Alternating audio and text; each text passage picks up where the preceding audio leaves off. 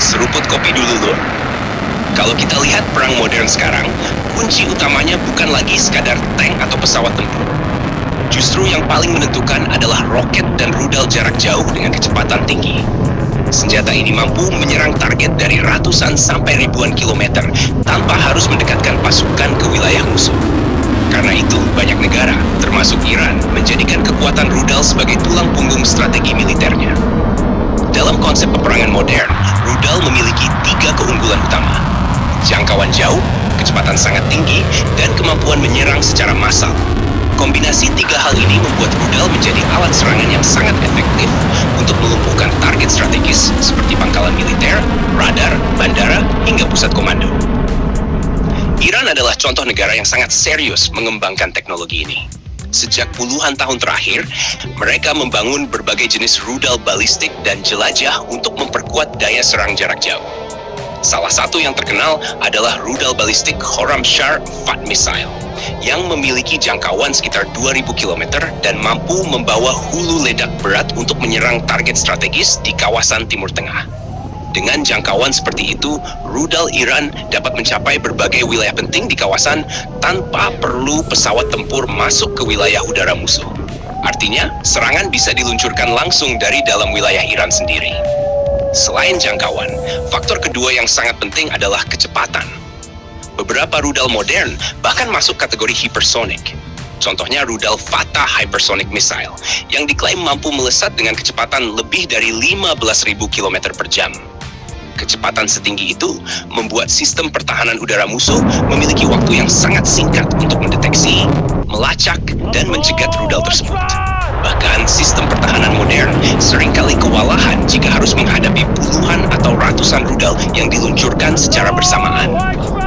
Dalam doktrin militer modern, strategi ini dikenal sebagai saturation attack atau serangan jenuh. Artinya, satu negara meluncurkan banyak rudal sekaligus untuk membanjiri sistem pertahanan udara lawan. Ketika puluhan atau ratusan rudal datang secara bersamaan, radar dan sistem intersepsi akan kewalahan. Beberapa rudal mungkin berhasil ditembak jatuh, tetapi sebagian lainnya hampir pasti akan menembus pertahanan dan menghantam target. Iran diketahui memiliki berbagai jenis rudal yang dirancang untuk misi berbeda.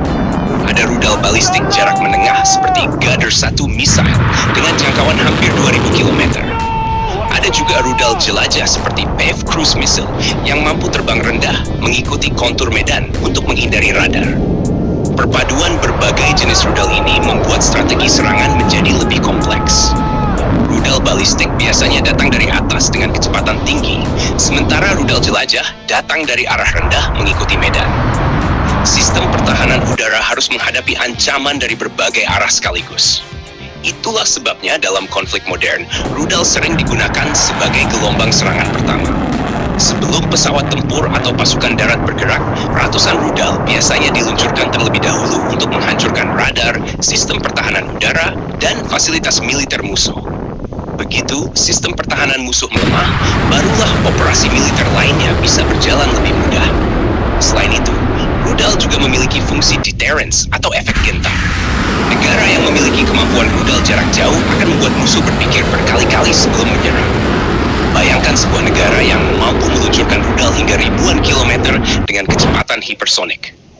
Artinya, kota, pangkalan militer, atau fasilitas penting musuh bisa diserang kapan saja, hanya dalam hitungan menit. Karena itulah banyak negara di dunia sekarang berlomba-lomba mengembangkan teknologi rudal. Amerika, Rusia, China, Iran, Korea Utara, bahkan negara kecil pun mulai membangun program rudal mereka sendiri.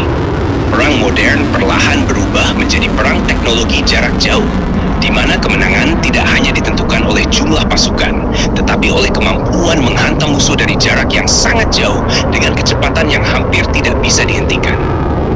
Dan melihat perkembangan saat ini, jelas bahwa rudal berkecepatan tinggi akan terus menjadi salah satu senjata paling menentukan dalam konflik militer masa depan. Kalau menurut kalian, Lur, di masa depan mana yang lebih menentukan dalam perang? Rudal hipersonik, drone tempur, atau justru kapal induk? Tulis pendapat kalian di kolom komentar.